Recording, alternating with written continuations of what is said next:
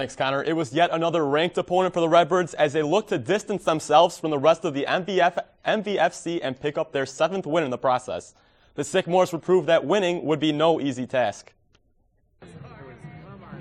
It was a Halloween showdown for the Redbirds on Saturday, as only one ISU could be left standing. Early on, it was clear that the offense could get nothing going as a steady downpour ruined any chances of moving the ball downfield. With that in mind, it would be the defense stepping up for the first points of the game. A safety made it 2-0, and that was quickly followed by a Trey Roberson touchdown run. It seemed as if the Birds flew south for the rest of the half because the second quarter would be all Sycamores. They scored 21 straight points to send the Redbirds to halftime to replan their second half attack. They said we're fighters and we just had to just keep fighting and just play our game. That's the type of team we are. We all work as a unit. Every person do their job, we're going to make plays. They came to play, there's no doubt about it, and they played better than we did in the first half. It was just one of those deals, and let our guys have a little bit at halftime and made some adjustments. Not to be alarmed, this mustache is just temporary. It's a Brock stash. What is alarming, however, is this weather and the halftime score as the Redbirds trail 21-9.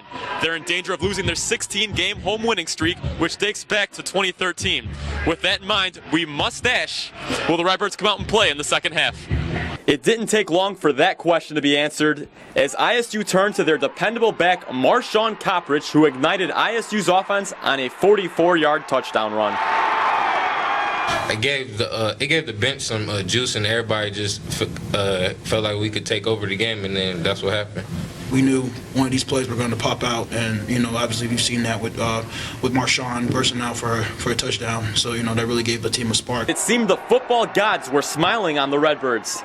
Each time Indiana State took the field, the rain came down in sheets, giving the Redbirds an opening to steal the victory.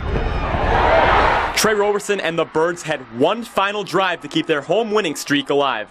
They marched 82 yards downfield to give Roberson one last chance to give the Birds the lead for good. The defense would cut down the Sycamores. Indiana State found out the hard way that when it rains, it pours.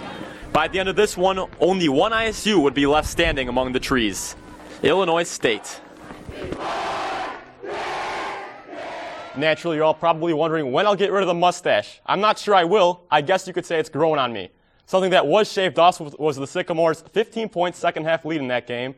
The Sycamores were drowned late in that one as ISU scored the final 18 points to win. There goes the mustache. To win that game 27-24.